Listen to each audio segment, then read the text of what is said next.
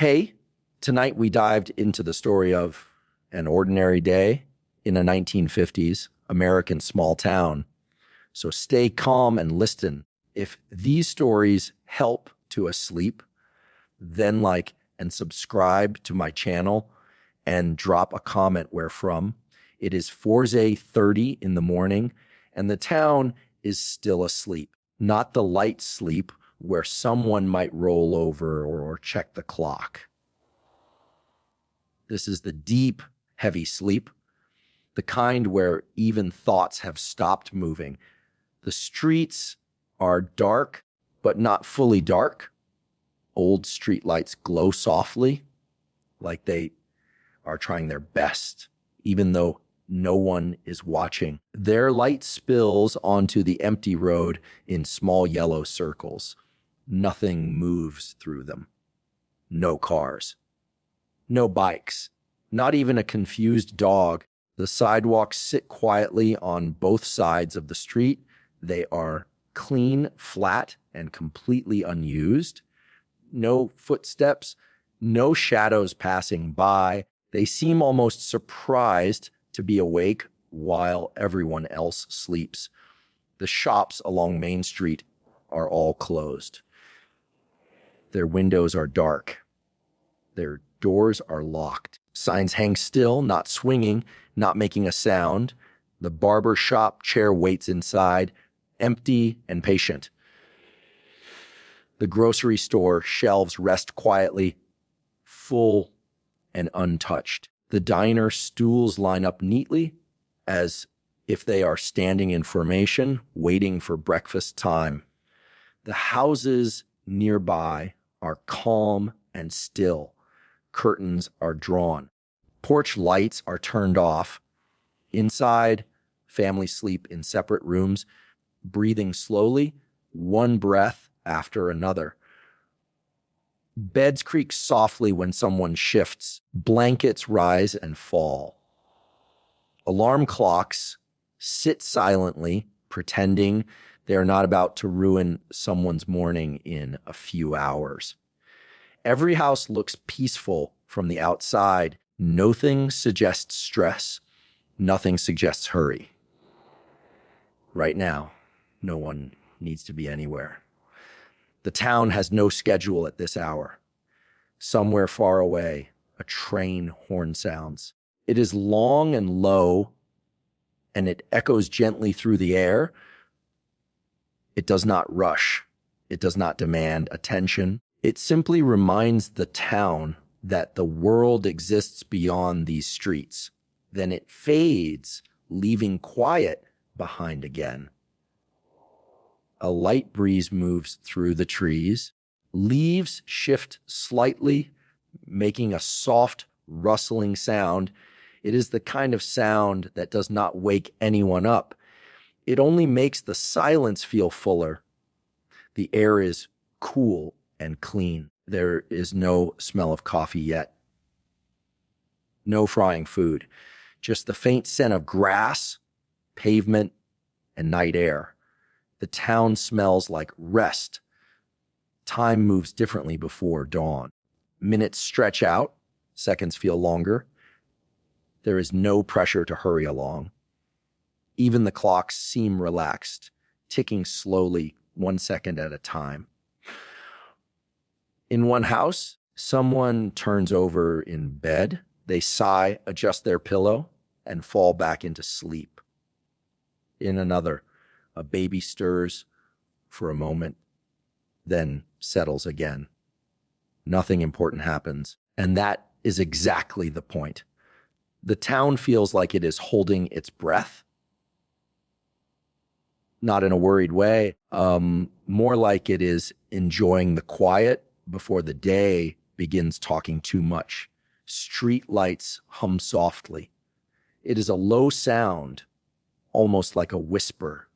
If you listen closely, you can hear it, but most people never do. They are asleep, dreaming about simple things, or maybe nothing at all.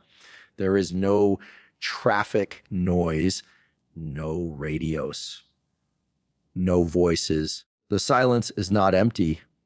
It is full, thick and gentle. A stray cat sits near an alley, perfectly still. It watches the street as if it expects something exciting to happen. Nothing does. The cat remains unimpressed, which seems fair. At 40:45, the sky begins to change just a little, not enough to notice unless you are really paying attention. The darkness softens. It loosens its grip, but it does not leave yet. Windows remain dark. Porches remain empty. Mailboxes stand quietly at the edge of lawns, unaware that they will soon have a job to do. Somewhere, a clock inside a house ticks louder than the rest. Tick, tick, tick. It sounds important, but it really is not. Time is not in charge yet. This hour belongs to stillness. At 50 Ozard a.m., the town is still asleep, but the night has begun packing its bags. The sky is a deep blue now instead of black. Streetlights continue glowing, not realizing they will soon be turned off. The distant train is gone. The breeze slows. The trees settle again. Everything feels calm, balanced, and steady. No surprises, no drama, no headlines. This is the part of the day no one brags about. No one takes pictures of it, but it might be the most peaceful hour the town ever has. At 50:15, a faint sound comes from a kitchen somewhere. Not cooking, just the gentle click of a clock being checked by someone half awake. Then silence returns. The houses remain still. The shops remain closed. The streets remain empty. The town continues breathing, slowly, evenly, like it has done this 1,000 times before. By 50:30, the sky grows lighter, but the town does not rush to greet it. It stays quiet. It stays calm. It stays exactly where it is. Morning will arrive soon enough. With noise, with movement, with plans. But for now, the town rests, unbothered, unhurried, and perfectly still. At 50:30 in the morning, the town begins to wake up, but very gently. No one jumps out of bed. No one rushes. Morning does not knock. It tiptoes. The sky. The sky is no longer dark. It has softened into pale blues and light gray. The sun is still hiding, but its presence can be felt. It brushes the edges of rooftops and treetops like it is testing the mood. Streetlights remain on for a few more minutes, glowing faintly, looking a little tired. They have worked all night. Soon, they will get a well-earned break. Birds are the first ones to really notice the change. One bird chirps. Then another answers. Soon, a few more join in, not loudly, just enough to say, morning is coming, whether you like it or not. The streets remain empty, but they no longer feel asleep. They feel expectant. Milk bottles sit quietly on front porches. Glass bottles, cold and neat, each one waiting patiently. They reflect the early light like small mirrors. No one has picked them up yet. They are not in a hurry. Newspapers land softly on driveways. Some roll. Some land sideways. Some miss the porch completely and lie proudly in the grass, like they planned it that way. The headlines stay unread. The town is not ready for news yet. Chimneys begin to show faint signs of life. A thin line of smoke rises slowly into the cool air. Not every house, just a few. Someone is awake somewhere, probably making coffee, probably wishing they could sleep 10 more minutes. The air feels fresh and cool. It carries the smell of damp grass and early morning quiet. There is no smell of breakfast yet. No bacon, no toast, just clean air and calm. Windows remain dark, but a few curtains shift slightly. Someone peeks out. Someone checks the sky. Someone decides it is still too early and goes back to bed. Front lawns sit undisturbed. No footsteps. No kids. Just dew resting softly on the grass, sparkling faintly as the light grows stronger. A delivery truck passes far away. Its sound low and steady. It does not enter the neighborhood. It just reminds the town that work exists. The birds grow a little louder now. Not excited, just confident. They hop along fences and tree branches, conducting their own slow meeting about the day ahead. At 5:45, the sky shifts again. Soft pink and light orange begin to appear near the horizon. The sun is still unseen, but clearly awake. Streetlights flicker once, turn off one by one. They fade quietly, without ceremony. Their job is done. The sidewalks begin to look different in the new light.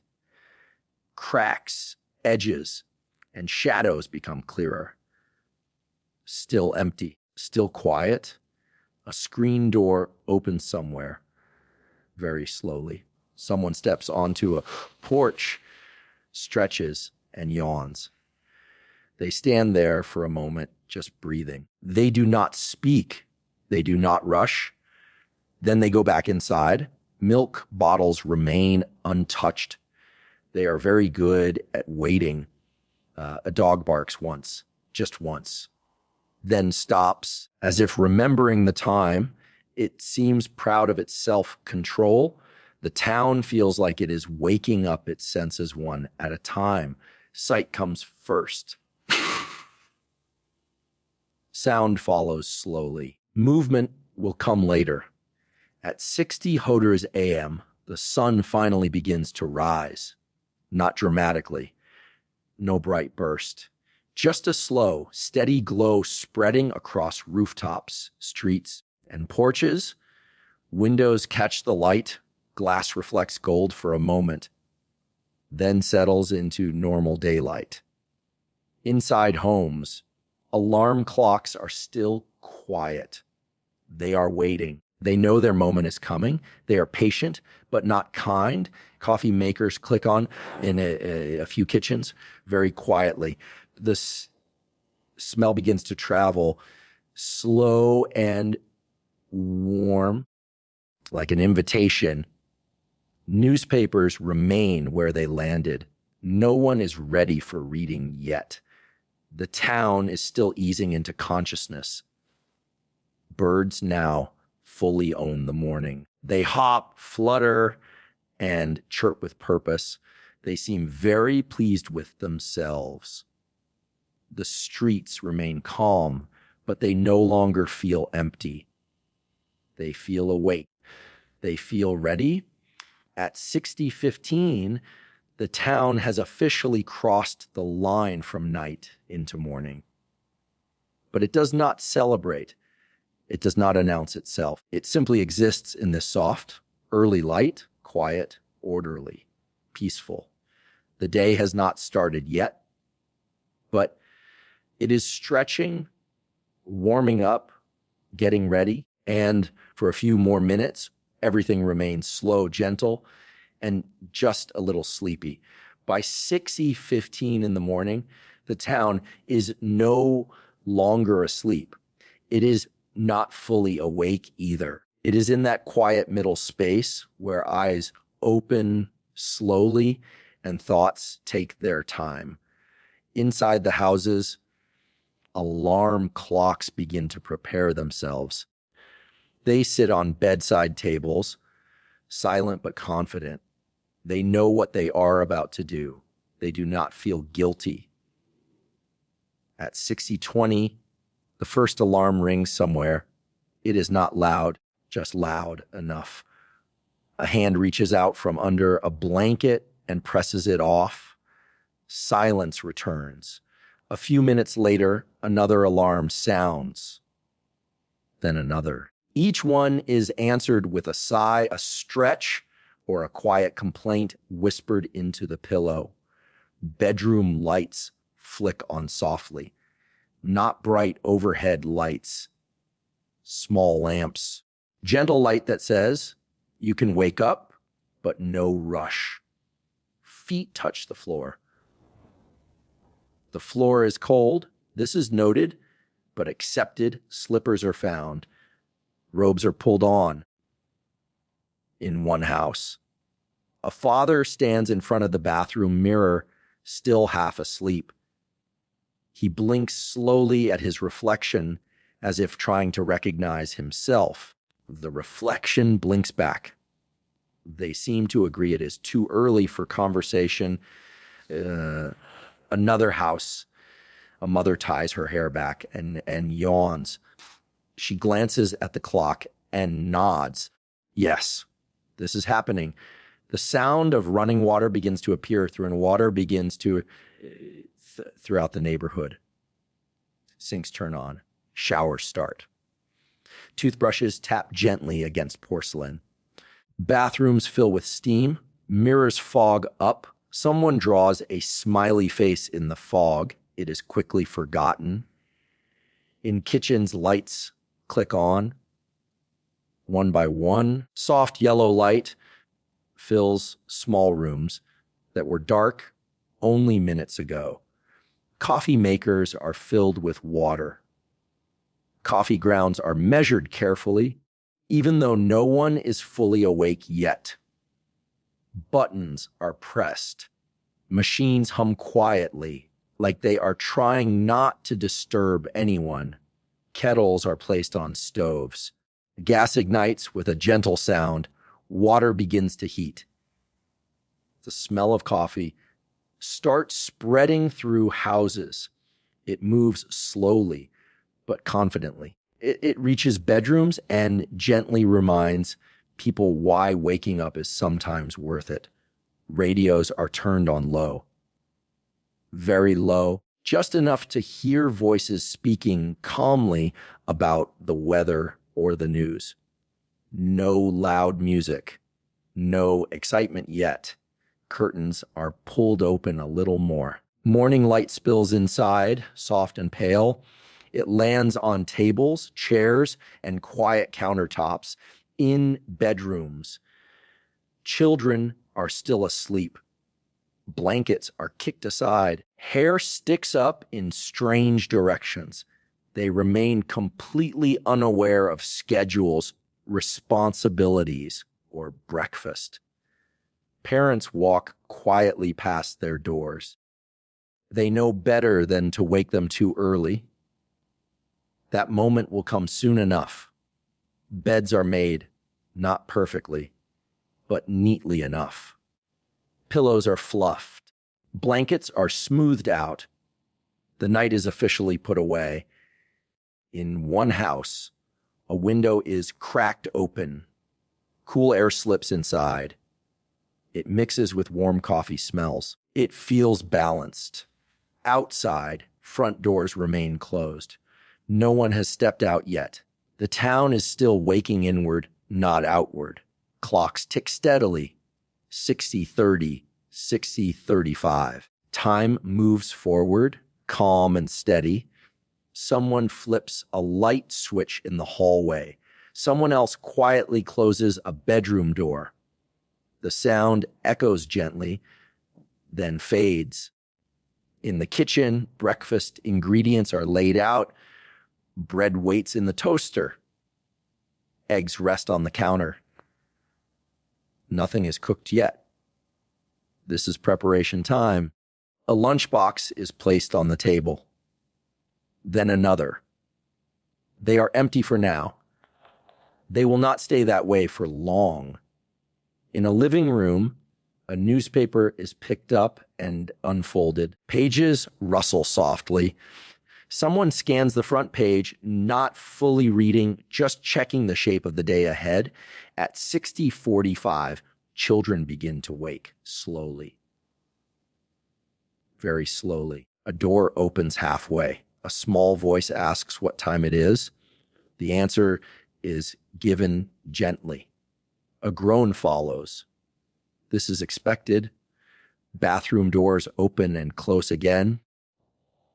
Water runs longer now. The mirror fogs up again. The kitchen grows a little busier. Footsteps move back and forth. Cups are placed on the counter. Spoons clink softly against mugs. Outside, the sun is higher now. Light fills the streets fully. The town looks awake, even if it still feels sleepy. By 7,000 a.m., most houses are fully alive. Lights are on. Radios are playing softly. Coffee is poured. Breakfast is almost ready.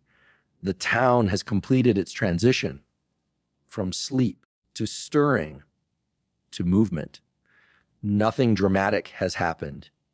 No surprises. No rush, just ordinary people waking up, one small routine at a time. And the day is only beginning. By 7:00 in the morning, the kitchens are fully awake. This is where the day really begins. Not loudly, not dramatically, just steadily. Kitchen tables sit at the center of it all. They are not fancy. They do not shine. They are practical, sturdy, and used every single day. They know things. Breakfast starts simple. Bread goes into the toaster. Eggs crack against the edge of a bowl. Milk is poured into glasses, sometimes a little too full. Coffee cups sit ready. Waiting. Steam rises slowly. Someone takes the first sip and pauses for a moment. That sip matters. The radio plays quietly in the background. A calm voice talks about the weather. Nothing surprising. Just another normal day ahead. Parents sit down first. Newspapers are opened and folded carefully. Pages turn slowly. Someone hums under their breath, not even realizing it. Children shuffle into the kitchen, still half asleep. Their hair is messy. Their eyes are heavy. They take their seats without speaking much. Conversation can wait. Plates are placed on the table. Toast slides onto small stacks. Eggs land softly. They cook the same way they were yesterday and the day before that. Butter is passed. Salt is sprinkled. No one rushes. There is time. For now, a child pokes at their food. Another stares out the window. Someone reminds them to eat. They agree slowly. The kitchen smells warm and familiar. Toast. Coffee. A little bit of eggs. It smells like morning should. Milk bottles are brought in from the porch and placed into the refrigerator. They clink gently as the door closes. The bottles have completed their mission. Lunch boxes sit nearby, still empty. They will be filled soon. Sandwiches wait patiently to be made. The newspaper rustles again. Someone reads a headline out loud. Another nods. No long discussion, just acknowledgement. Clocks tick softly on the wall. 7:15. Time is moving, but it is still polite about it. Children take bites slowly. Someone takes too long. Someone else finishes early. Someone else finishes early. This balance is normal. Coffee is refilled. Cups clink against saucers. The second cup is quieter than the first.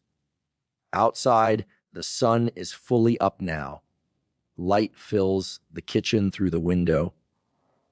Dust floats in the air, visible for just a moment. A parent reminds a child about school. The child sighs, but listens. Backpacks wait by the door. Toast crumbs scatter across the table. They will be cleaned later, not now. At 70:30, the pace shifts slightly. Not fast, just more focused. Sandwiches are made. Bread is laid flat. Peanut butter spreads evenly. Paper bags open and wait. Apples are rinsed and dried. Cookies are added, carefully counted. Lunchboxes are closed with a soft click. Children finish eating. Chairs scrape lightly against the floor. Dishes are stacked in the sink. Water runs briefly. Someone reminds someone else to grab their jacket. Someone forgets. They will remember later. The radio changes segments. Music plays softly now. Nothing exciting, just familiar sounds. Parents glance at the clock.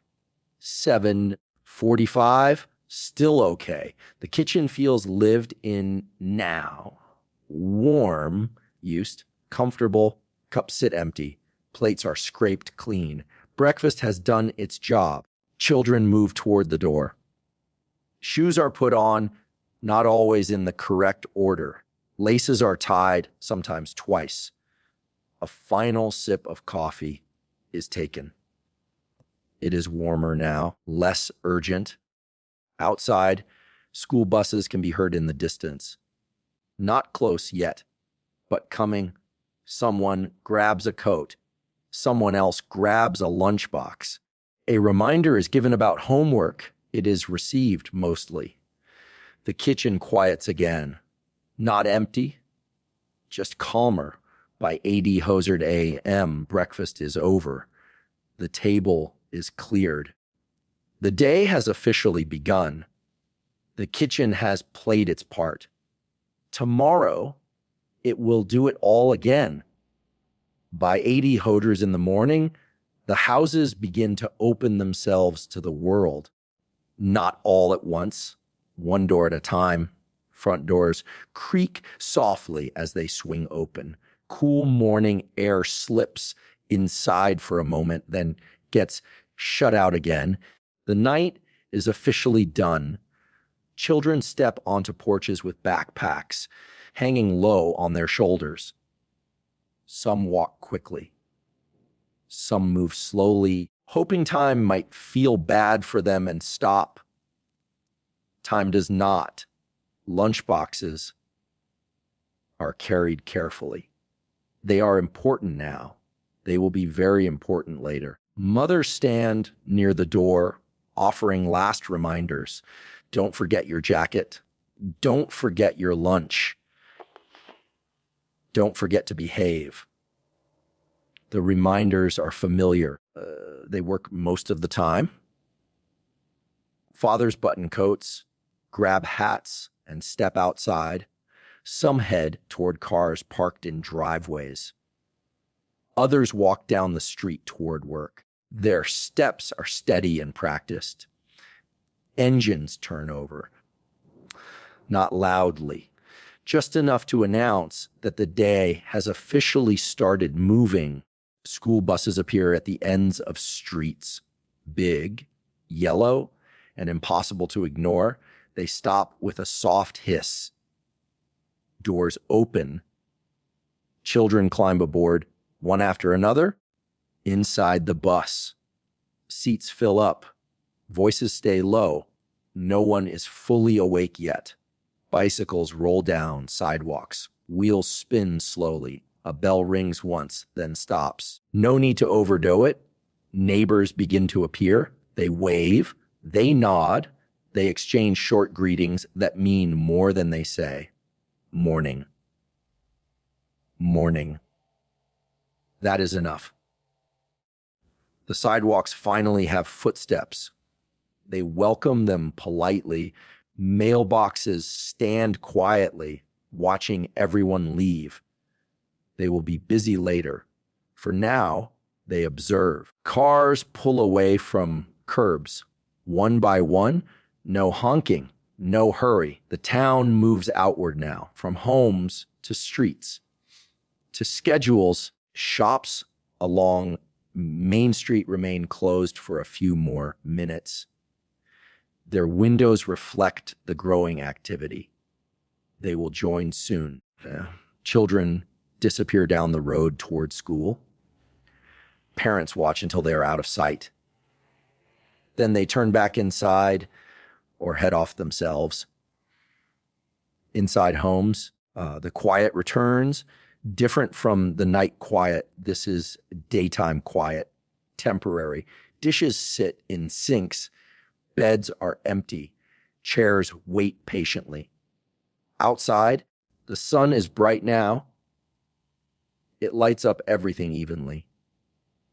No shadows hiding, no secrets. Workers walk toward factories and offices. Lunch pails swing gently at their sides. Shoes scuff against pavement. A man adjusts his hat. A woman tightens her coat. They move forward without thinking too much about it. The town feels balanced. Everyone has somewhere to be. Everyone knows where they are going. At 8030 Main Street begins to change. Lights turn on inside shops. Doors unlock. Someone flips a sign to open. A delivery truck stops briefly, then moves on. Crates are unloaded. Paperwork is signed. The police officer begins his route. Slow steps, easy pace. He knows most faces already. Children are nearly all gone now. Streets feel calmer again. Adult calm. Cars continue to pass through intersections. They stop. They go. Everything works as expected. A mother steps back onto her porch, watching the street for a moment. She takes a breath, then heads back inside to start her own day. Inside homes, radios play softly. Chores begin. Floors are swept. Beds are finished properly this time. The town settles into its daytime shape. At 8045, the last bus disappears down the road. The sound fades. The street feels quieter. Shops open fully now. The barber flips on his light. The grocer arranges fruit carefully. The diner starts warming the grill. People arrive at work and take off coats. They hang them neatly. They greet each other calmly. Morning, morning. Again, enough. The town has completed another transition from home to work to routine. By 9 Hoser AM, the streets are no longer sleepy. They are not busy either. They are simply active. Everyone has arrived where they need to be. The day is moving forward, quietly, steadily. Nothing unusual has happened, and that is exactly how the town likes it. By 9 Hoderd in the morning, Main Street is ready to do its job, not loudly, not proudly, just steadily, like it always does. Shop doors unlock one by one. Keys turn, locks click. Doors open with familiar sounds that no one questions anymore. Inside the barber shop, the lights flick on. Chairs sit in neat rows, clean and patient. Mirrors reflect the empty room, waiting for faces to appear. The barber adjusts his apron and checks the clock. Right on time. Next door, the grocery store wakes up. Crates are opened. Fruit is arranged carefully, even though it will be touched and moved on all day. All day. Someone straightens labels. It feels important anyway. The pharmacy opens its doors quietly. Shelves are stocked. The bell above the door waits for its first ring. It will not wait long. Along the sidewalk, shopkeepers sweep dust and leaves into small piles. Brooms move slowly, no rush. The street will still be there in 10 minutes. A bakery window fogs slightly as ovens warm inside. The smell drifts out, gentle and inviting, not enough to cause excitement, just enough to be noticed. The diner unlocks its door. Stools are wiped down. Coffee pots are filled. Someone checks the clock again, just to be sure. Morning regulars will arrive soon. Main Street looks different now. Alive, but calm. Purposeful, but not busy. The post office opens early, as always. Mail is sorted into neat stacks. Stamps are lined up carefully. Letters wait patiently to be carried somewhere else. A hardware store door creaks open. Tools hang quietly on walls. Nails sit in small boxes, perfectly content with their lives. The sound of footsteps increases. Not many, just enough to remind the street it is awake. A woman steps out of the grocery store, carrying a small bag. She walks carefully, like there is no reason to hurry. She nods at someone she knows. They nod back. The bell above the pharmacy door rings for the first time today. It sounds proud of itself. Inside the barber shop, a customer takes a seat. The chair squeaks softly. They exchange a few words about the weather. Nothing else is required. Cash registers open with a familiar sound. Coins are counted. Bills are stacked neatly. The day's work begins. A delivery truck stops at the curb. Boxes are unloaded. Signatures are given. The truck moves on, already thinking about its next stop. On the sidewalk, conversations happen quietly. Short sentences, friendly nods, nothing long enough to block the way. Main Street has its own rhythm now. Doors opening, bells ringing, footsteps passing. A man pauses to look in a shop window. He does not go inside. He just looks, then continues on his way. Inside the diner, coffee cups clink against saucers. The first customers sit at the counter. They do not rush to order. They are known here. Someone refills sugar containers. Someone wipes a table that is already clean. It feels better this way. Across the street, the bank opens its doors. Desks are arranged neatly. Paperwork waits patiently. The building feels serious but calm. A clerk flips a sign from closed to open. The sign seems satisfied. The police officer walks past, nodding at shopkeepers. They nod back. Everyone recognizes everyone. The street feels safe, familiar, predictable. At 9:30, Main Street is fully awake, not crowded, not noisy, just working. People move in and out of shops. They buy what they need. They ask simple questions. They receive simple answers. Time moves evenly here. No rushing. No waiting too long. A breeze moves down the street, carrying soft sounds and familiar smells. Fresh bread, coffee, paper, and ink. Someone stops to tie their shoe. No one steps around them impatiently. There is space inside the grocery store. Aisles remain clear. Carts roll quietly. Items are placed carefully. In the barber shop, hair falls to the floor. The radio plays softly. The scissors make a steady sound. The post office bell rings again. Another letter begins its journey. At Henry Odred, the pace stays the same. No surge, no slowdown. Shopkeepers stand behind counters, ready and waiting. Customers come and go. Everything feels balanced. Main Street does not try to impress anyone. It does not need to. It works because it always has. By Tunway 30, the morning is settled. The town is open. Business is happening quietly. Nothing unexpected has occurred.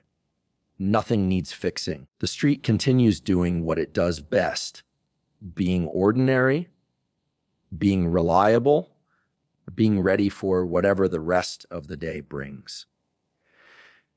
By 90 Hodred in the morning, the school day is fully underway. Not exciting, not dramatic, just steady like it is meant to be. The school building stands quietly, solid and familiar. Brick walls, tall windows, a flag moving gently in the breeze. Nothing flashy, nothing new. Inside, hallways are calm. Lockers line the walls, closed and obedient. Footsteps echo softly, then fade as students settle into classrooms. Classroom doors are shut now. Learning is happening, or at least attempting to. Children sit at wooden desks arranged in neat rows. Not perfectly straight rows, but close enough. Pencils rest on desks. Some are sharp, some are not. This will be noticed soon. Chalk scratches softly against blackboards. White dust floats in the air for a moment, then settles. Words appear slowly, carefully written. They are important words, according to the board. Teachers stand at the front of the room. They speak calmly, not loudly. There is no need to shout. Everyone knows where they are supposed to be. A lesson begins. Reading, writing. Simple math, nothing surprising. Children raise their hands. Some confidently, some halfway. Some wait to see if someone else answers first.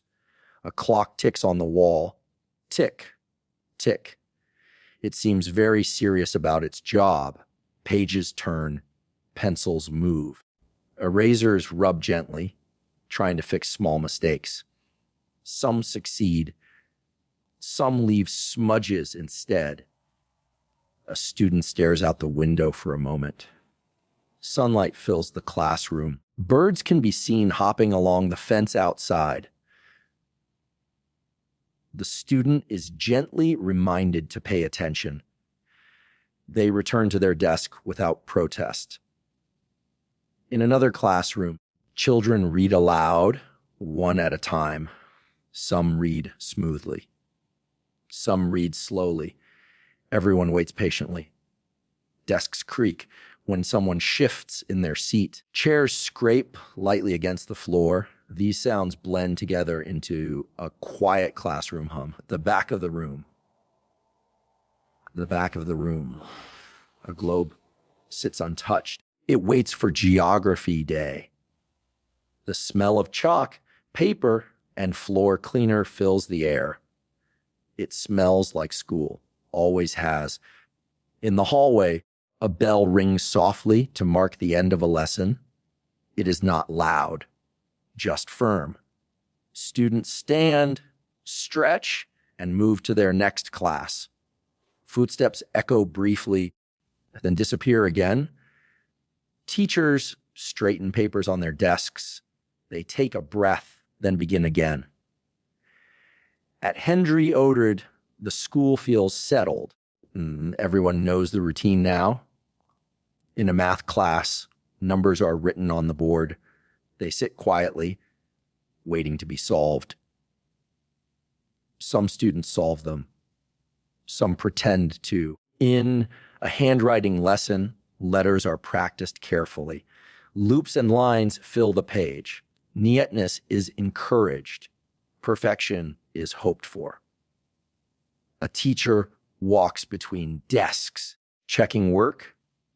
She nods. She pauses. She gently corrects a mistake. No one rushes.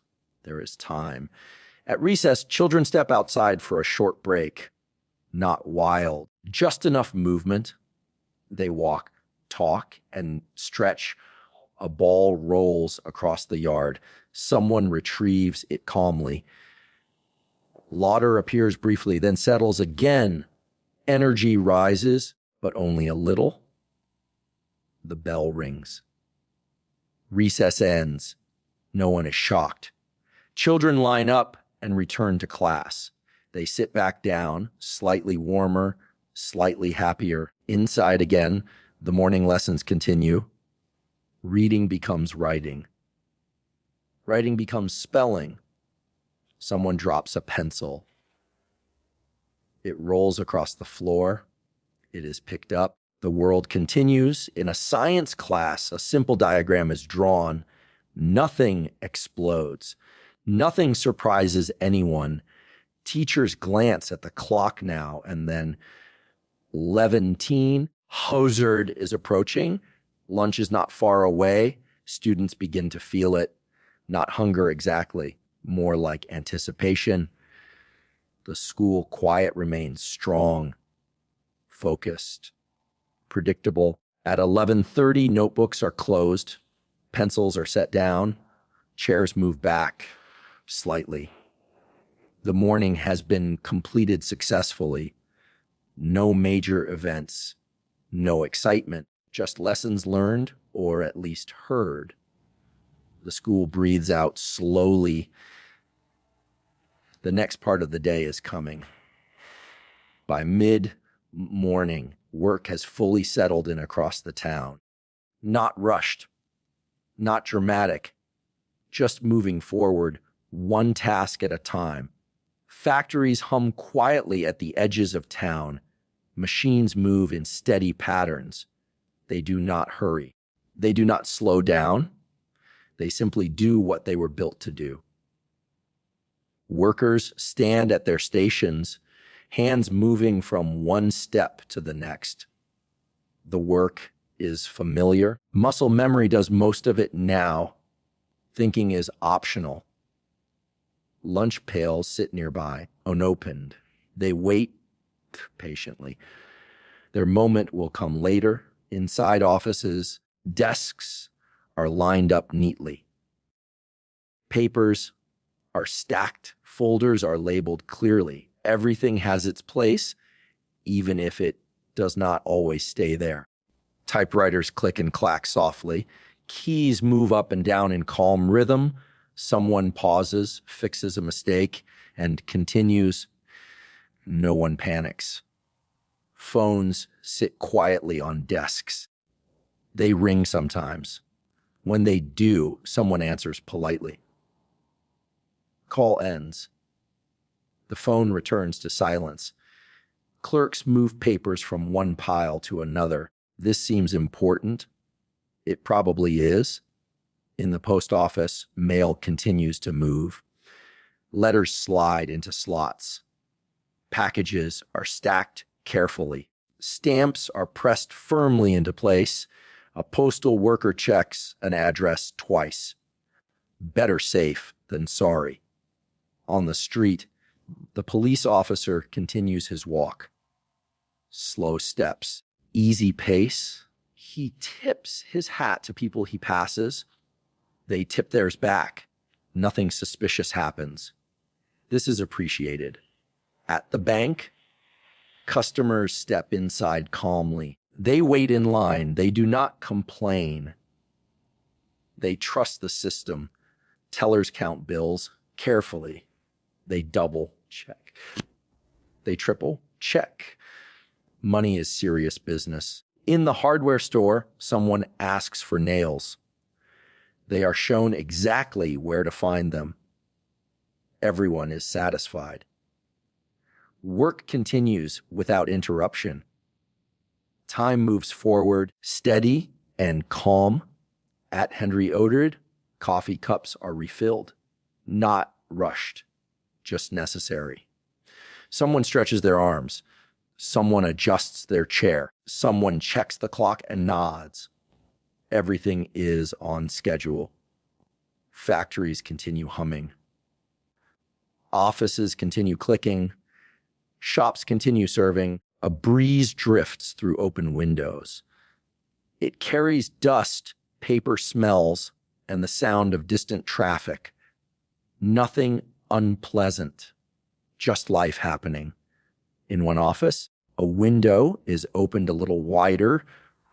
Fresh air enters. The room feels better immediately. At 130, conversations happen quietly. Short exchanges, clear instructions. Did you finish that? Yes. Good. That is the entire conversation. No one wastes words. There is work to do. In the factory, a bell rings softly to mark a break. Workers step aside. They sit. They sip water. They talk about nothing important. The break ends. Everyone returns to their place. No complaints. Back on Main Street, customers move in and out of shops. Bags are carried. Receipts are folded neatly into pockets. The diner stays busy but calm. Coffee is poured. Plates slide across the counter. Regulars sit in the same seats they always choose.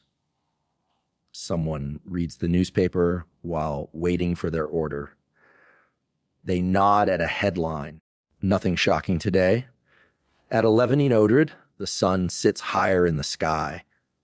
Light fills offices and shop windows evenly. Shadows shorten. People feel the morning stretch behind them. They have done enough work to feel useful. Not enough to feel tired. Lunch is getting closer. Everyone knows it. No one says it out loud. At desks, papers are finished and stacked. Tasks are crossed off lists. Pens are set down for a moment. In the factory, machines continue their steady rhythm.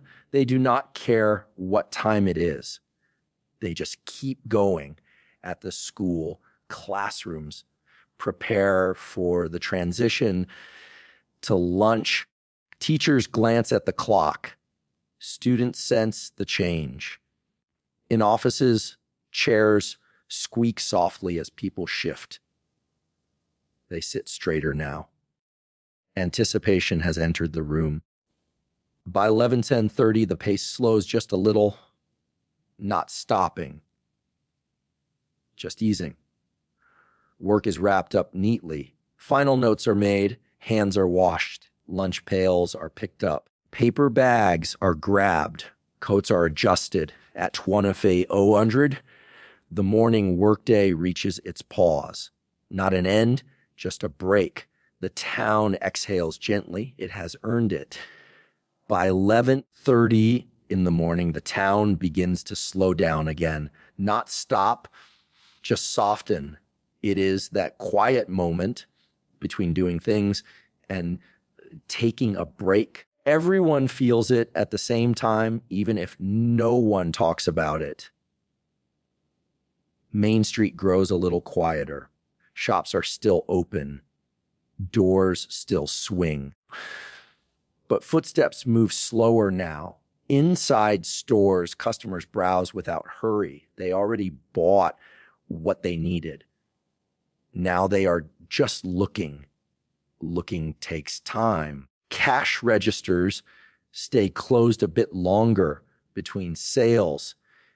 Clerks lean gently against counters. They straighten items that do not need straightening. The barber finishes a haircut and brushes hair from the floor. The chair sits empty for a moment. It enjoys the rest. In the grocery store, carts pause in the aisles.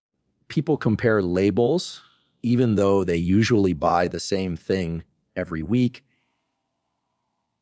It feels important to check anyway. Outside, the sun hangs comfortably in the sky, not rising, not falling, just there. Shadows shorten and settle near buildings. They look like they are waiting too. The police officer finds a quiet spot near the corner and stands there. No reason, just habit. Traffic slows. Cars still pass through, but with less purpose. Engines sound calmer now, if that is possible. In offices, papers are stacked neatly. Desks look tidy, even if they will not stay that way for long. Typewriters fall silent. Hands rest on desks. Someone rolls their shoulders slowly. At the factory, machines continue working, but the people around them move with less urgency. The hardest part of the morning is over. Lunch pails are now closer, not opened yet, but noticed in the school. Children feel the shift immediately. They sit straighter. They glance at the clock more often. Teachers notice this too.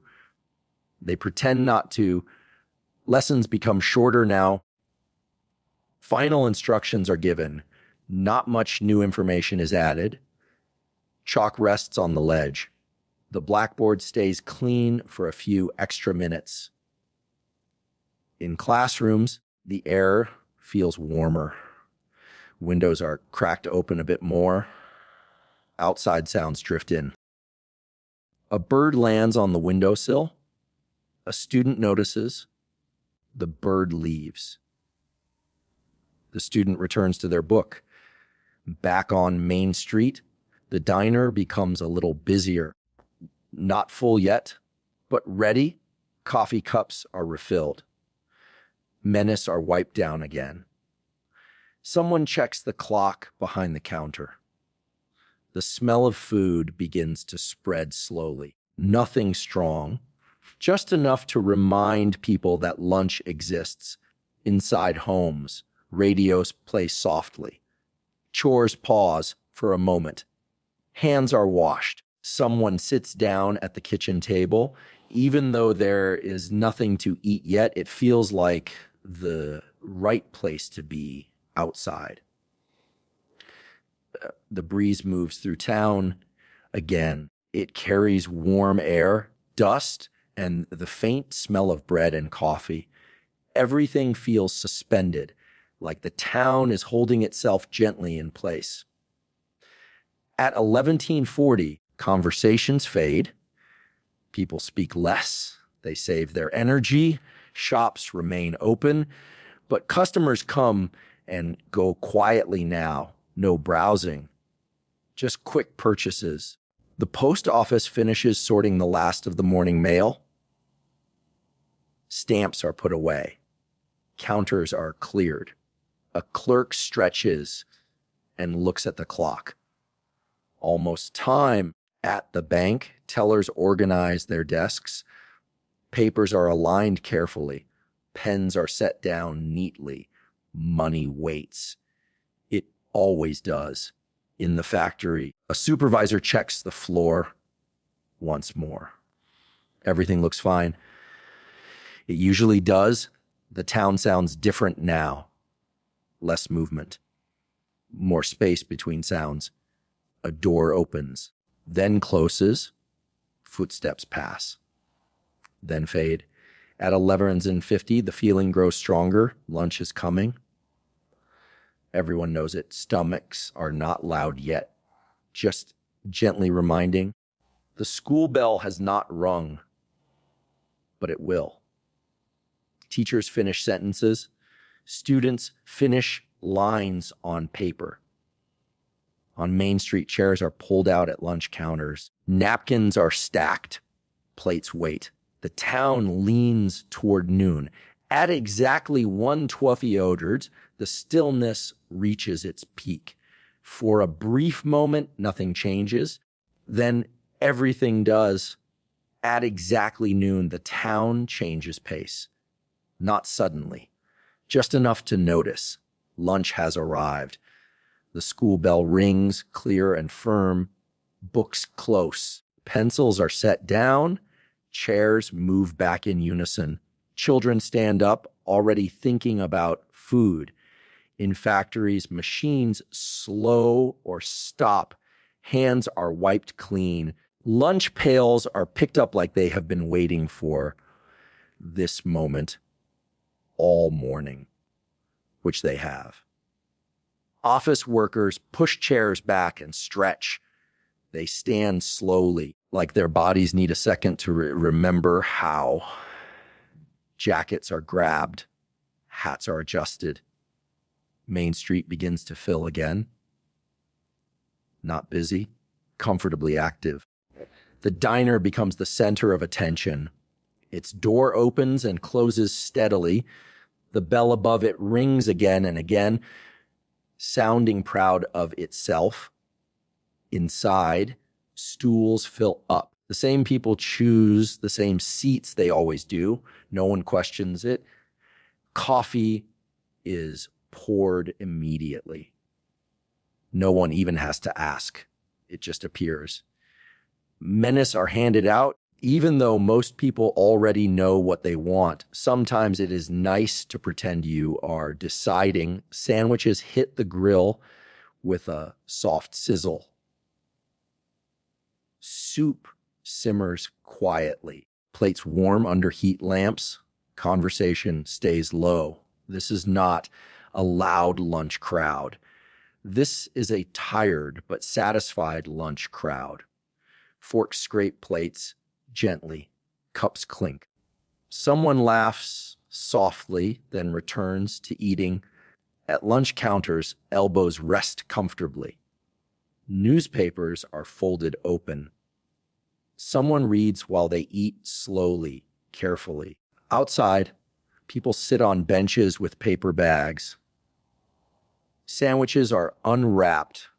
Apples are polished on sleeves before being bitten into. Lunchboxes open with a soft click.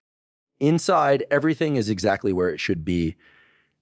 In the school cafeteria, trays slide along metal rails.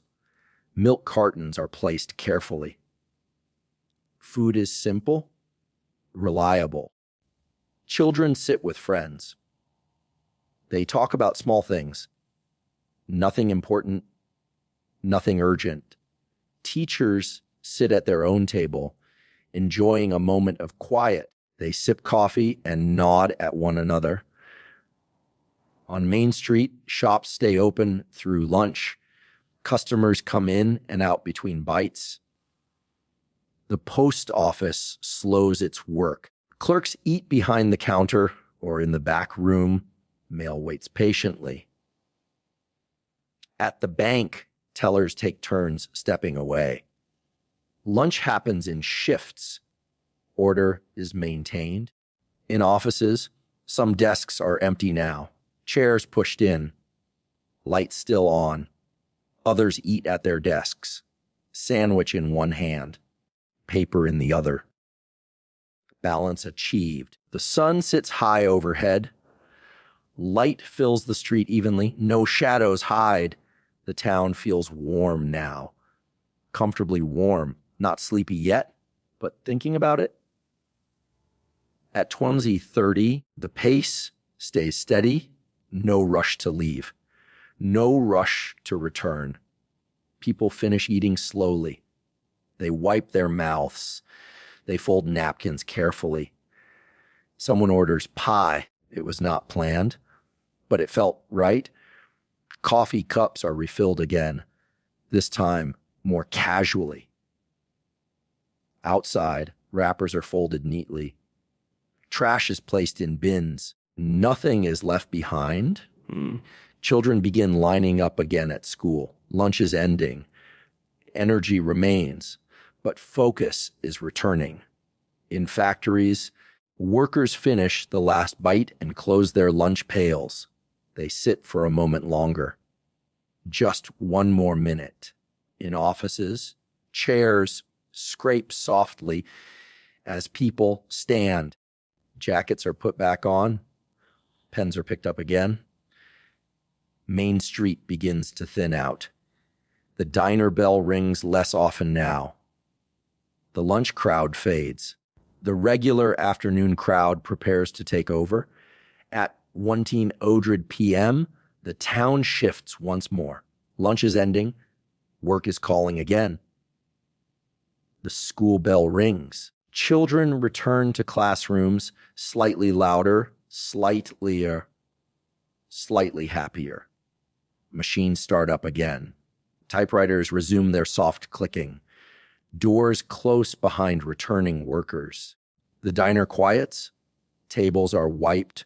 Counters are cleared. Plates are stacked.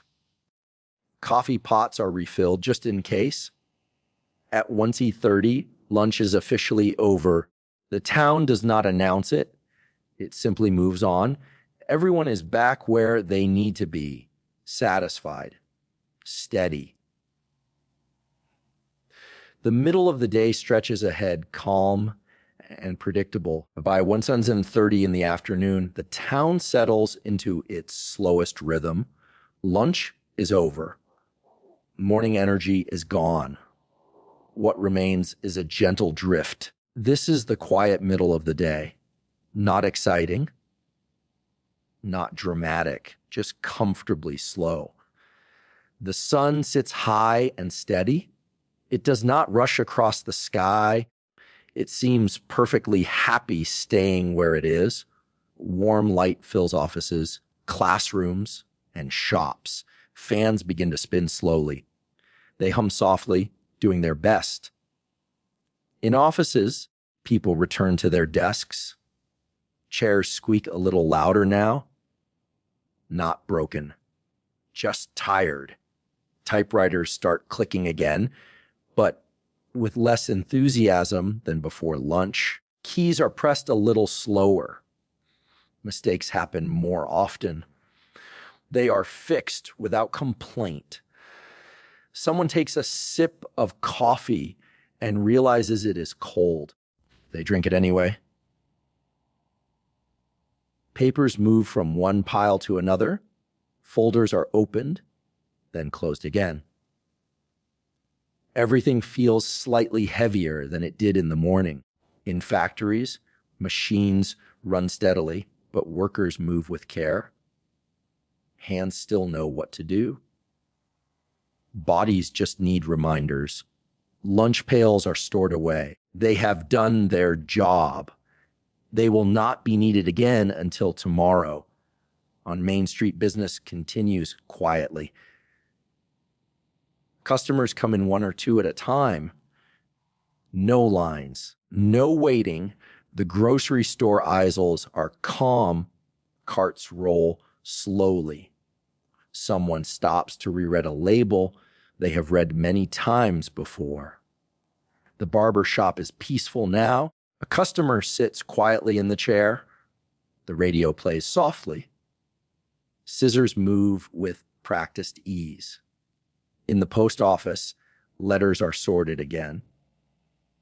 Hands move automatically. Addresses blur together slightly, then sharpen again. The police officer walks his route once more. The sun warms the sidewalk. Everything looks exactly as it should.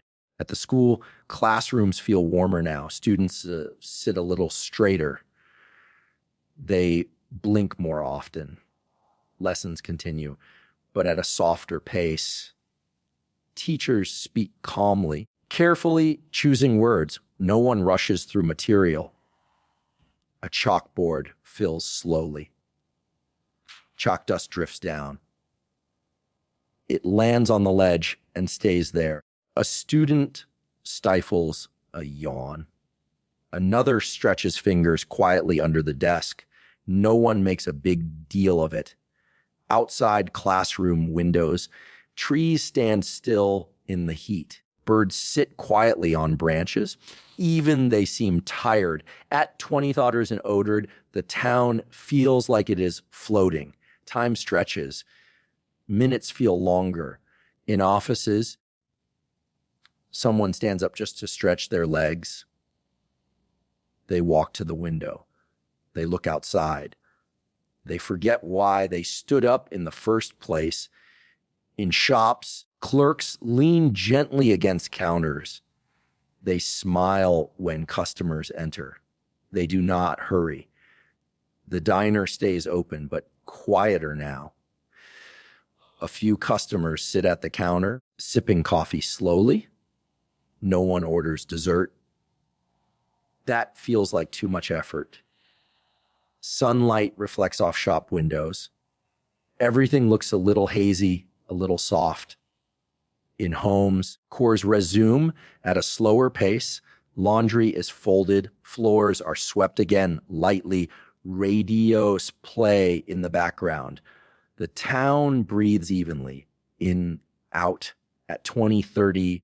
The feeling grows stronger.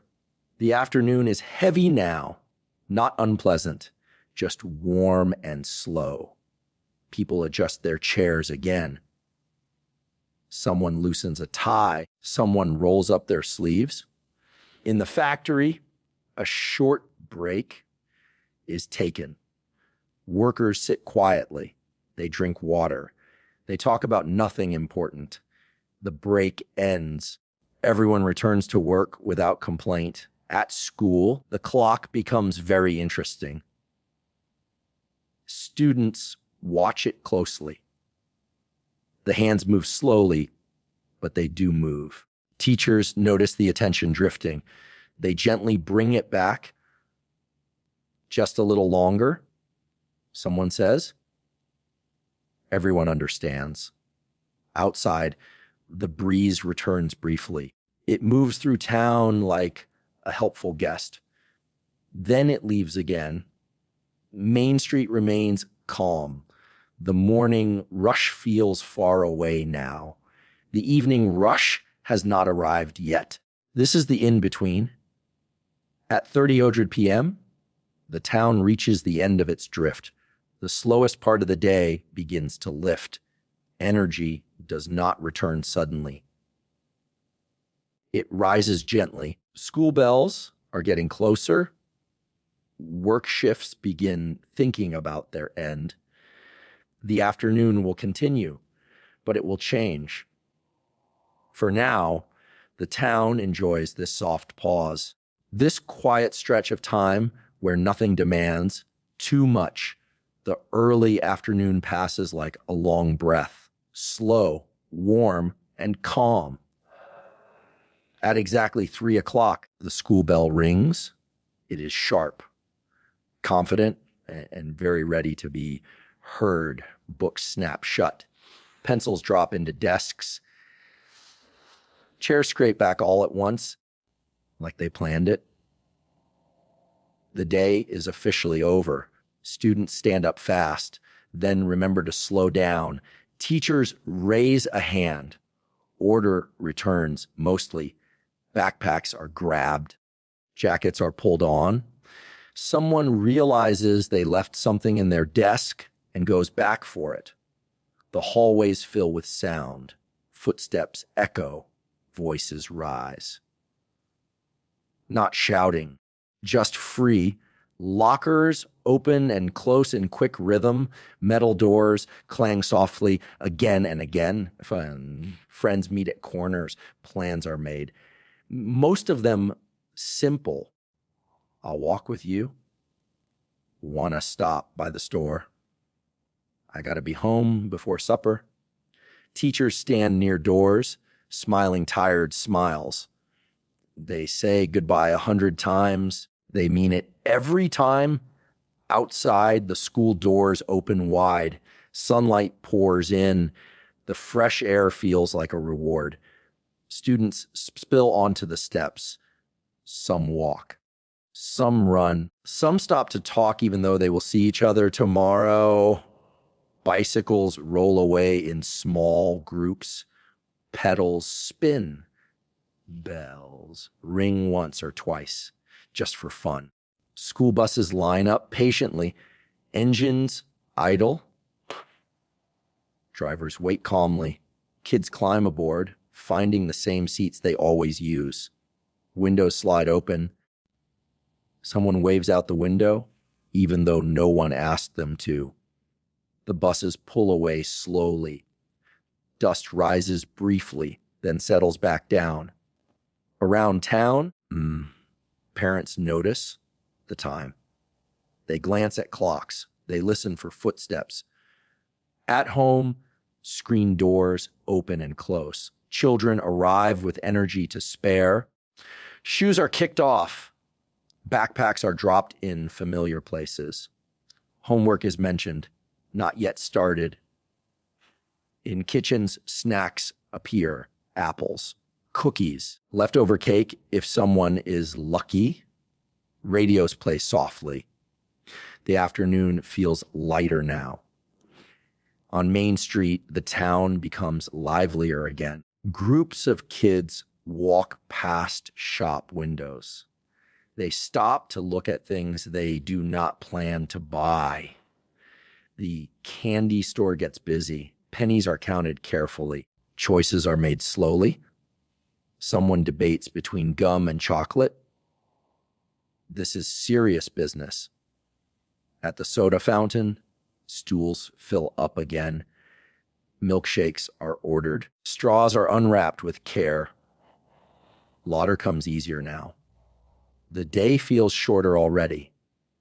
In parks, baseball gloves come out. Balls are thrown back and forth. Not every catch is perfect. That is fine. Jump ropes hit the ground in steady rhythm. Sidewalk chalk colors appear on the pavement. Parents watch from porches. They sit back. They relax. This is the part of the day everyone likes. Inside the school building, things quiet down quickly. Classrooms empty. Desks sit still.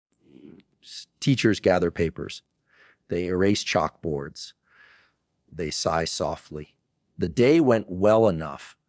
That is good. In offices around town, workers notice the sound change outside. Laughter replaces footsteps. Bikes replace cars. The afternoon shift feels different now. Lighter.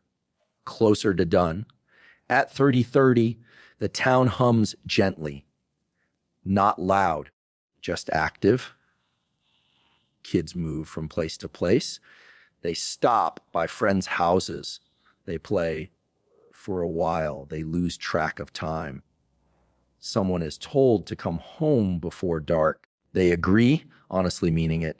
In shops, clerks smile as kids come and go. They remember being that age. They do not rush anyone. The sun begins to lower slightly. Shadows grow longer. The air feels cooler now, comfortable. By 40 odrid, the rush fades again. Kids head home. Games pause. Homework waits. Dinner is coming. The school stands quiet once more. Its job is done for the day. The town takes a deep breath.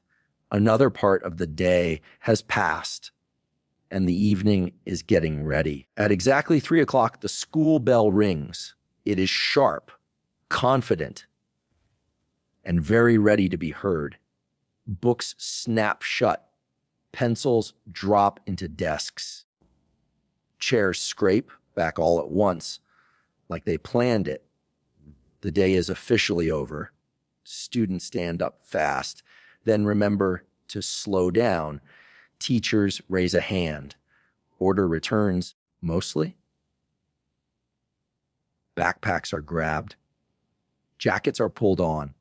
Someone realizes they left something in their desk and goes back for it. The hallways fill with sound. Footsteps echo. Voices rise. Not shouting, just free. Lockers open and close in quick rhythm. Metal doors clang softly again and again. Friends meet at corners. Plans are made, most of them simple. I'll walk with you. Want to stop by the store. I got to be home before supper.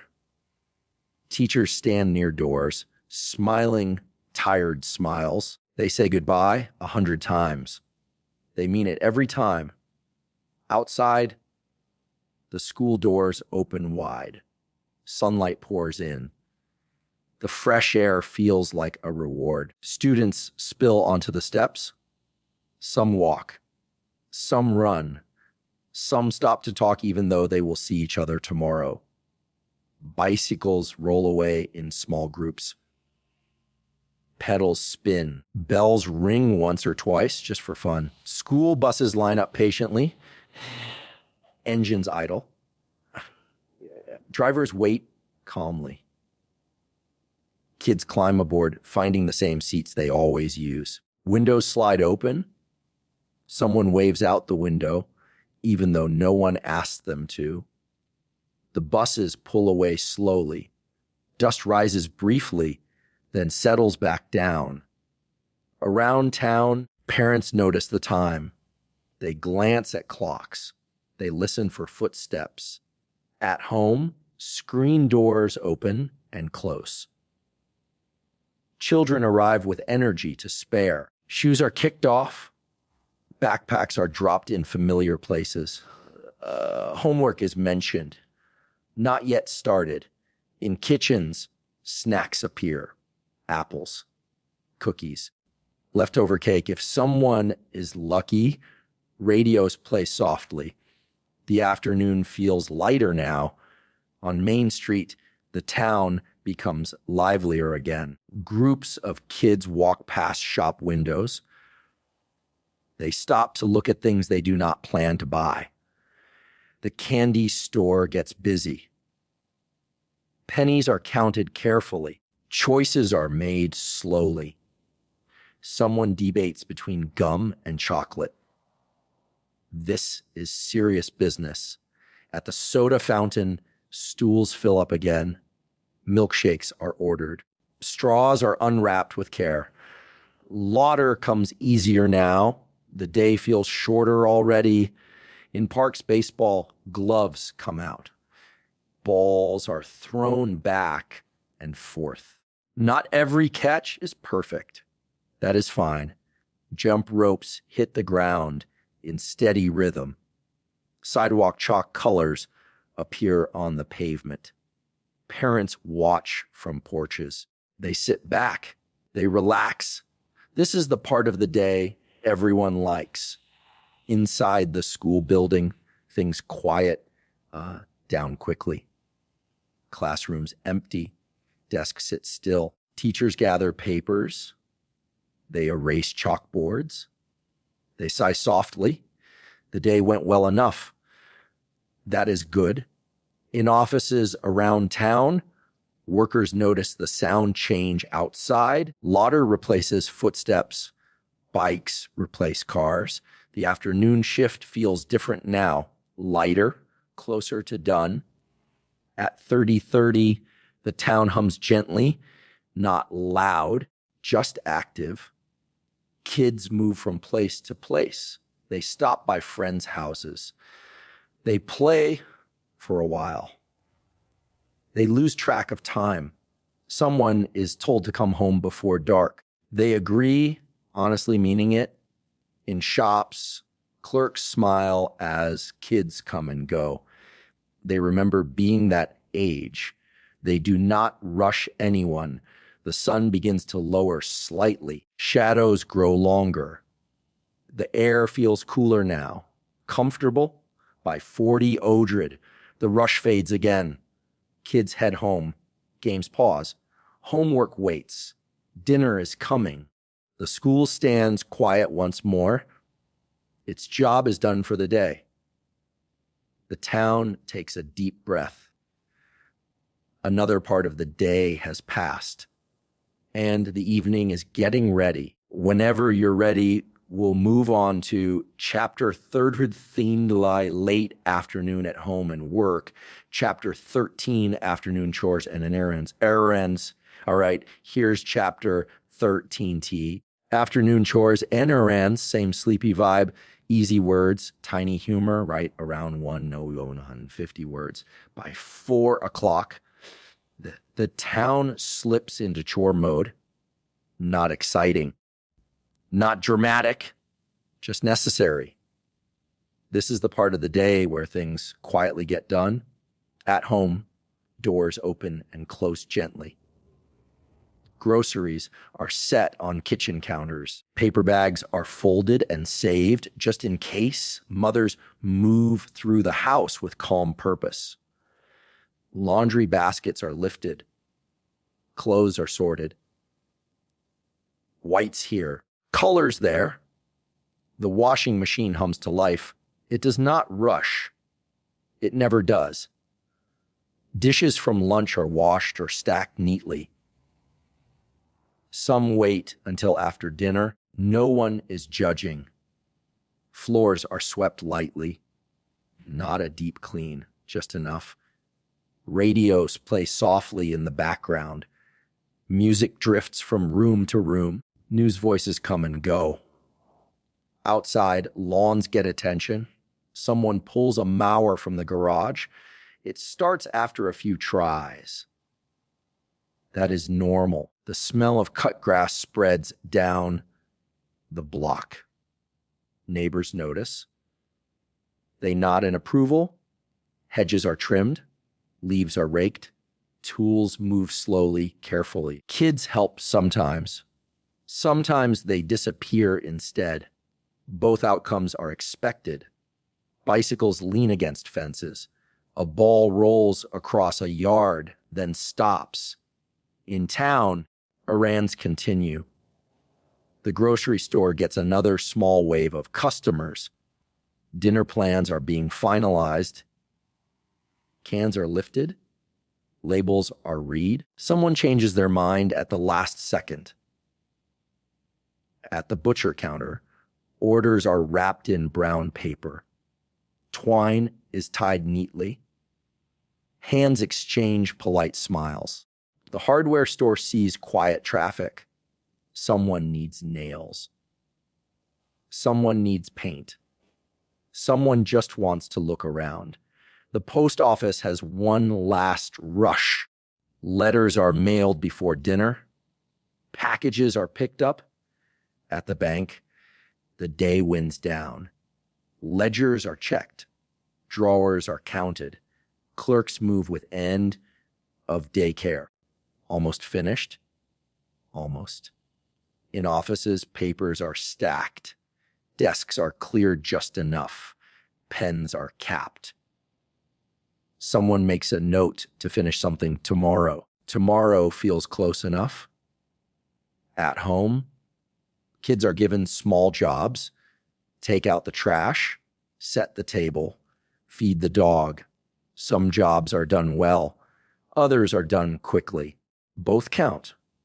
Homework begins at kitchen tables. Books open. Pages flip. Questions are asked. Answers are attempted. Someone sighs dramatically. Someone else pretends not to hear it. Outside, neighbors stop to chat. Mail is checked. Conversations happen over low fences. How was your day? Busy. Same here. The sun continues to lower. Light turns golden. Shadows stretch across porches and sidewalks. Cars pull into driveways. Engines turn off. Doors close. Fathers return home. Jackets are removed. Shoes are set aside. Someone loosens a tie. Someone sits down immediately. They earned it. Dinner preparation begins. Vegetables are chopped. Pots are filled. Ovens warm slowly. The kitchen becomes the heart of the house again. It always does. The smell of cooking spreads. Neighbors notice. They think about their own dinners. At around 5, kids drift back home. Playtime ends. Hands are washed. Faces are wiped with towels. Not perfectly, good enough. The street grows quieter. Games pause. Bicycles are parked. Inside, tables are set. Plates are placed. Glasses are filled. Everything feels ready. Errands are done. Chores are mostly finished. Whatever is left can wait. The town slows once more. Not sleepy yet. just calm. This is the gentle bridge between day and evening, between work and rest. At 50:30, the air feels different, cooler, softer. Lights turn on inside homes. Windows glow warmly. Dinner is coming. The best part of the day, according to many, the afternoon has done its job, quietly, reliably. And now, the town prepares to sit down together. By 5:30, the workday finally loosens its grip. Not all at once. Just enough to breathe. Across town, clocks are checked. Chairs are pushed in. Lights are turned off one by one. Factories begin to quiet down. Machines slow, then stop. The sudden silence feels almost strange. Workers wipe their hands. They hang up aprons. They stretch their backs carefully, like people who have been doing the same motion all day. Lunch pails are picked up again. They feel lighter now. Mission accomplished. At offices, typewriters stop clicking. Paper stacks are straightened. Desk drawers close with a soft thump. Someone says, "See you tomorrow." Someone else answers, "You sure will." Everyone means it. Doors open. People step outside. The late afternoon air feels good, cooler, kinder. Cars pull out of parking spaces. Engines start. Turn signals blink patiently. Not much traffic, just enough to notice. On foot, workers head home along familiar routes. They walk the same streets they always do. They notice the same houses. They like it that way. Hats are tipped. Nods are exchanged. No long conversations. Everyone is ready to go home. Buses stop and start again. Passengers settle into seats with tired satisfaction. Windows are cracked open. Someone leans their head against the glass. Just for a moment. On Main Street, shops begin to close. Signs flip to closed. Doors are locked gently. Shop owners sweep sidewalks one last time. Dust moves, then settles. The town transitions smoothly. Work mode off. Home mode on. Driveways begin to fill. Cars pull in slowly. Engines cut off. Front doors open. Screen doors slam softly, then are quickly closed again. Dad's home. The words travel through houses like good news. Jackets are hung up. Hats are set down. Shoes are loosened or kicked off. Someone sits in the nearest chair without saying a word. No explanation needed. In kitchens, greetings happen quietly. A smile, a kiss on the cheek. A question about the day. Long one. About the same. Kids circle around briefly, then drift away again.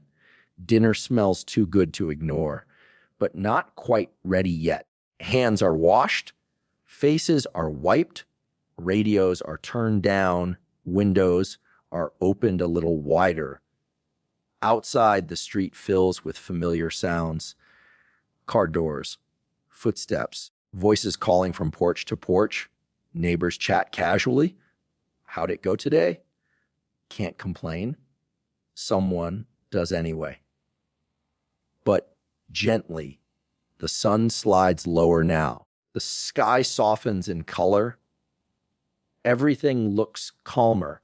In living rooms, fathers sit back and exhale. Newspapers are unfolded.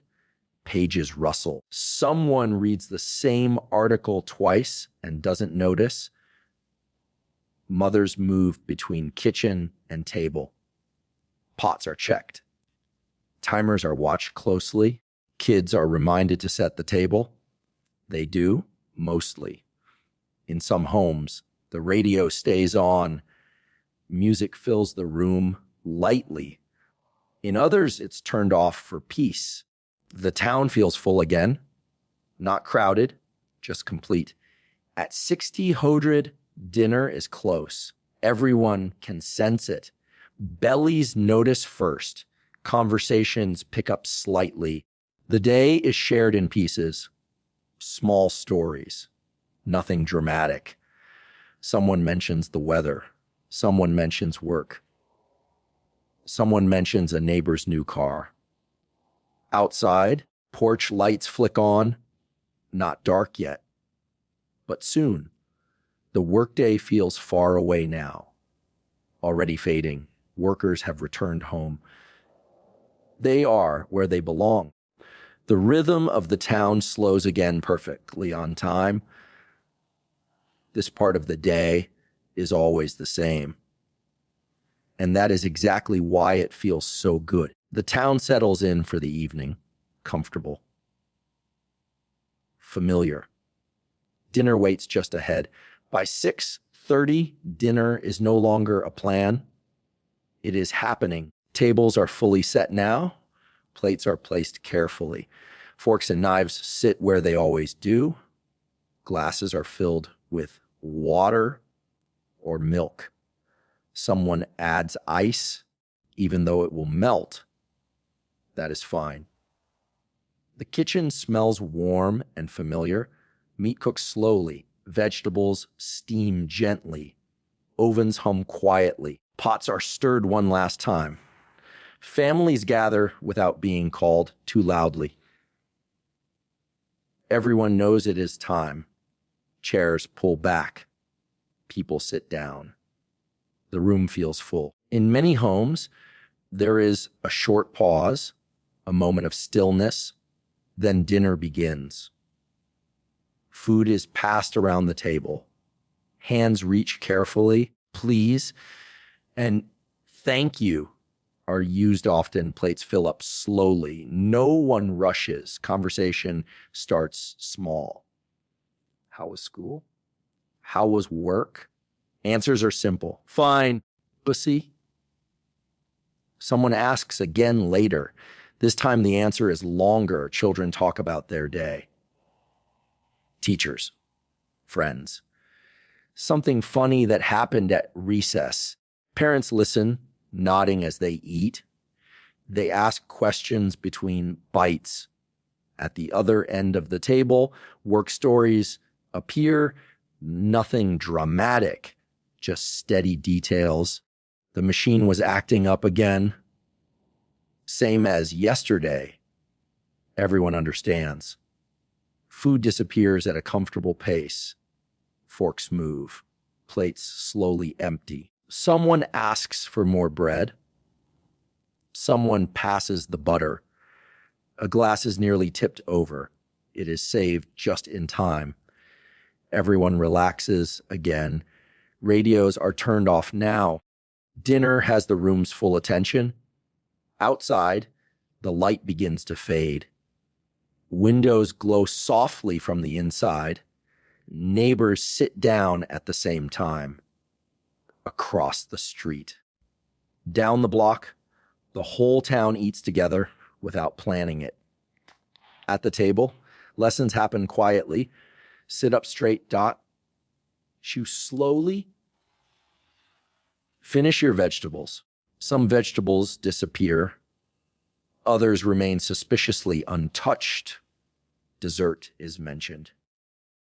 Not promised. Just mentioned. That alone keeps everyone behaving. Conversation slows as bellies fill. The room grows quieter. Comfort settles in. Someone leans back slightly in their chair.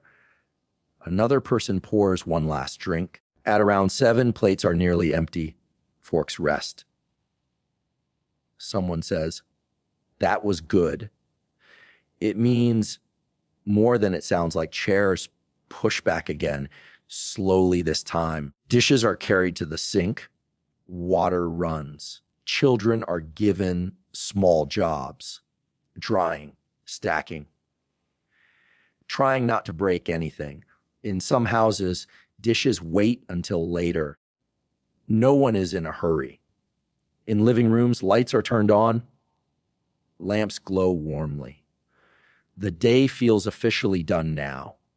Outside, the street quiets again. Cars are parked for the night. Sidewalks empty. The air cools. Crickets begin their work.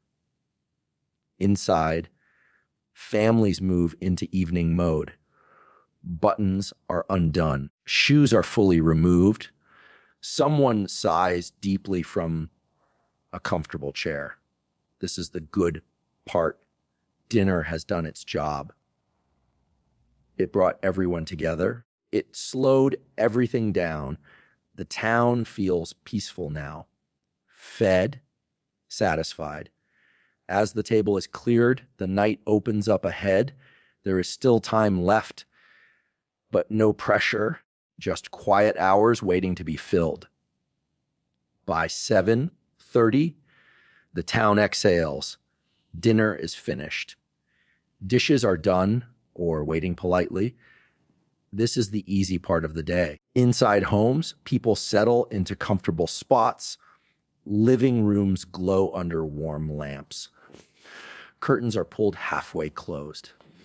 Radios turn on again, but quietly this time. Music drifts through the house like it knows where it belongs. In some homes, the television flickers to life. Black and white images move slowly. No one adjusts the volume too high. Chairs creak as people sit down. Feet are stretched out. Shoes stay off. Someone folds a newspaper neatly, even though it is already read. Someone else picks it up and reads it again anyway. Kids finish homework at the coffee table. Pencils move slowly now. Energy is lower. A parent checks the work, nods approvingly. No long lectures tonight. Outside, porch lights turn on one by one.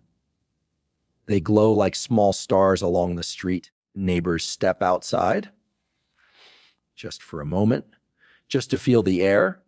Some sit on porch steps. Some lean against railings. Some walk slowly down the block. Conversations start naturally. No planning needed. How was supper? Good. You? Same. Duh. Lawn chairs appear. Someone brings out a cold drink. Kids wander from yard to yard. Games restart, but quieter now. Tag becomes walking tag. Bicycles roll slowly. No racing, just cruising. A baseball is tossed back and forth. Not far, not hard. Crickets grow louder. They have been waiting all day for this. In the distance, a train horn sounds. Low, familiar. In living rooms, laughter rises softly from the television. Someone chuckles. Someone misses the joke entirely. The room stays calm. At the kitchen table, someone works on a puzzle. Pieces click together slowly. Patience is required. In another house, a book is opened. Pages turn gently. A finger holds the place. Parents talk quietly now about the day, about plans. Nothing urgent. Nothing stressful. Kids begin to yawn. They try to hide it. They fail. A bath is mentioned. Groans follow, but feet move toward the bathroom anyway. Water runs. Steam rises. Outside, the street grows quieter. Fewer voices now. More space between sounds. At 8:30, porch conversations begin to end. People wave goodnight. Chairs are folded. Doors close gently. Locks click. Inside, pajamas appear. Hair is brushed. Teeth are cleaned. In bedrooms, lamps are turned on low. Beds are pulled back. Pillows are fluffed. Stories are read aloud. Voices stay soft. Sentences move slowly. In some homes, prayers are whispered. In others, quiet thoughts fill the room. Down the block, someone turns off their porch light. Another follows. The street darkens gradually. Nothing sudden. By 9, the town is winding down completely. Radios are turned off. Televisions fade to static. Windows are closed. Curtains meet. Adults sit quietly for a few more minutes, just enjoying the calm. Someone says, "Time for bed." No one argues. The neighborhood rests together. Lights go out one by one. Crickets continue their song. The night takes over. This is how evenings end here. Slow, soft, familiar. Tomorrow will look much the same. And that thought feels comforting. The town sleeps peacefully, wrapped in routine. By 9 o'clock, the town is ready. Not rushing, just ready. The last porch lights turn off one by one, like a quiet agreement. Inside homes, lamps are dimmed. Curtains are fully closed now. Windows reflect soft indoor light. Bedrooms grow quiet. Beds are occupied. Blankets are pulled up just right. Someone adjusts a pillow 3 times. Someone else gets it right on the first try. Both methods work. In hallways, the sound of footsteps fades. Doors close gently. No slamming tonight. Radios are turned low, then off. The final notes of music disappear into silence. Clocks tick steadily. They always have. They always will. Outside, the street is empty. Sidewalks rest. Parked cars sit patiently. The moon hangs above the rooftops. Not dramatic, just present.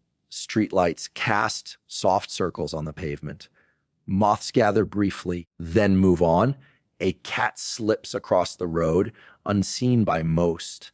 It knows this hour well. Crickets take full control now. Their song fills the air evenly. No rush. No breaks. In the distance, a train horn sounds again, low and far away. It passes through the night like a memory. Inside homes, breathing slows. Sleep arrives gently. Someone turns over once, then stays still. A clock clicks to the next minute. Nothing else changes. In kitchens, dishes wait quietly. They will be handled tomorrow. They do not mind. In living rooms, chairs sit empty. Newspapers rest folded on tables. Books wait with bookmarks holding their place. Everything is exactly where it belongs. At 10, the town is fully asleep. Not officially, just naturally. No voices carry through the night. No doors open. No plans are made. The town rests as one. The streets remember the footsteps from earlier. The houses remember the laughter from dinner. Tomorrow will repeat much of today, and that is fine. The moon moves slowly across the sky. Stars remain steady. A breeze passes through. It moves leaves softly. Then it leaves. Nothing needs attention now. This is the quiet reward at the end of the day. The town sleeps deeply, safely, peacefully, wrapped in routine, held by familiarity. The night watches over everything. And somewhere, a clock keeps time, waiting for morning.